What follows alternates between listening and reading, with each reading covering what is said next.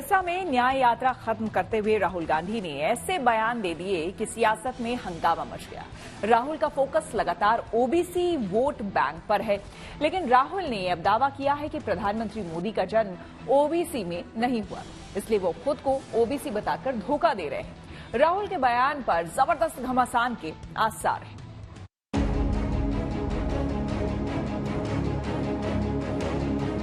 प्रधानमंत्री है, इसने पूरे देश को झूठ बोला कि ये पिछड़े वर्ग का है। मैं हैरान हूं, उनको इतना सबसे बड़ा ओबीसी नजर नहीं आता है।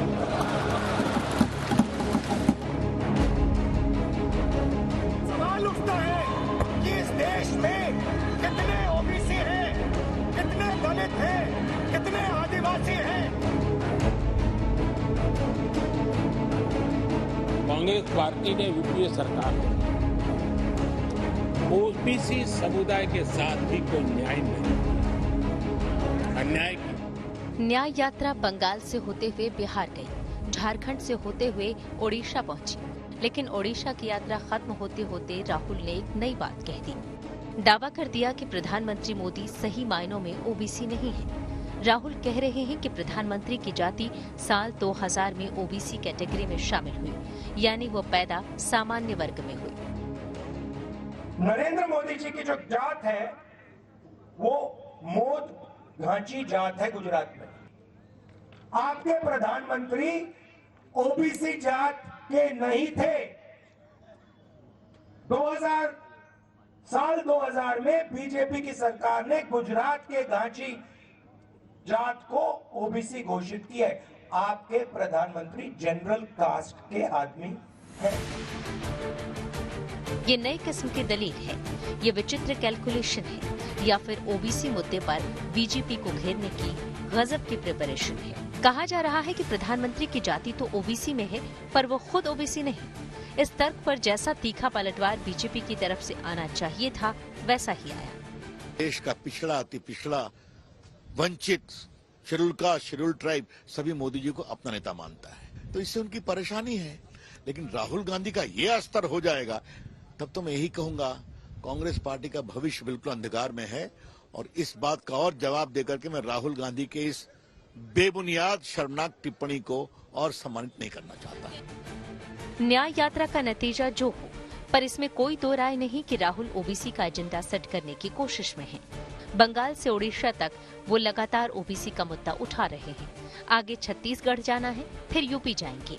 उनकी कोशिश बीजेपी को मंडल वाली राजनीतिक पिच पर लाने की है, यानी वही पुराना कमंडल वर्सेस मंडल का फॉर्मूला लगाने की कोशिश हो रही है। पर खतरा इस बात का है कि सीधे प्रधानमंत्री की जाति पर सवाल उठाने से मुद्दा कहीं जाति से हटकर व्यक्तिगत न हो जाए। कम से कम 68-70 साल वोट ले ली, शोषण करते रहे, दिया कुछ नहीं, और आज यहाँ तक उतर आए कि किसी की जात को कह रहे हैं कि वो इस जात का है ही नहीं। भाई कमाल है तो बिल्कुल। इतना बड़ी देश के माननीय प्रधानमंत्री के बारे में, और देश की सबसे बड़ी पार्टी विपक्ष के सबसे बड़े नेता राहुल गांधी जी कह रहे हैं। मेरे हिसाब से तो इसकी जो है सामने आना चाहिए देश के कि कौन झूठ बोल रहा है और कौन गलत बोल रहा है। राहुल का बयान इत्तेफाक नहीं है। संसद में प्रधानमंत्री मोदी ने ओबीसी के मुद्दे पर कांग्रेस को जमकर लताड़ लगाई, नेहरू तक गए, यूपीए के राष्ट्रीय सलाहकार परिषद में ओबीसी की गैर मौजूदगी की याद दिलाई और कांग्रेस को जवाब देते हुए कहा था कि ओबीसी पर सवाल बेकार है, क्योंकि संसद में मैं खुद हूं।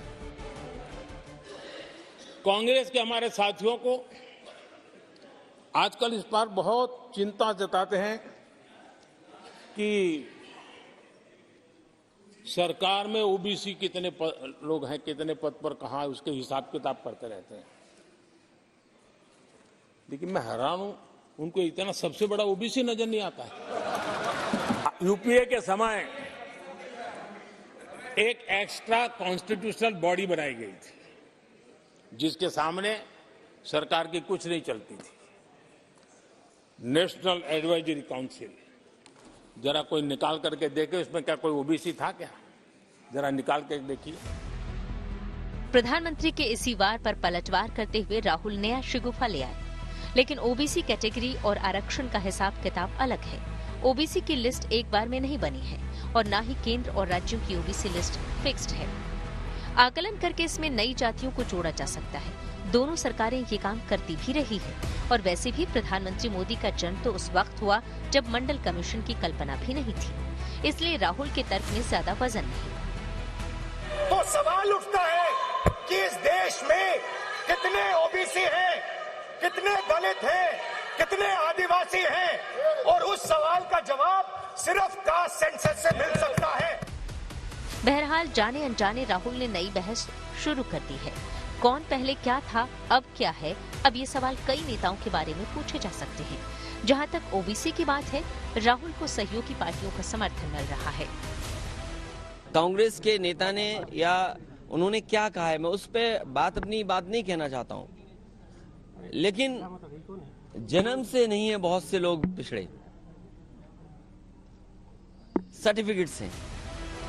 सियासी सच्चाई ये है कि पिछले लोकसभा चुनाव में ओबीसी मतदाताओं ने बीजेपी को खुलकर समर्थन दिया। अभी हाल ही में राजस्थान, मध्य प्रदेश और छत्तीसगढ़ में भी ओबीसी वोटर्स बीजेपी के साथ रहे। बावजूद इसके कि राहुल इस मुद्दे पर आक्रामक हैं, उनकी पार्टी को ज्यादा फायदा नहीं हुआ।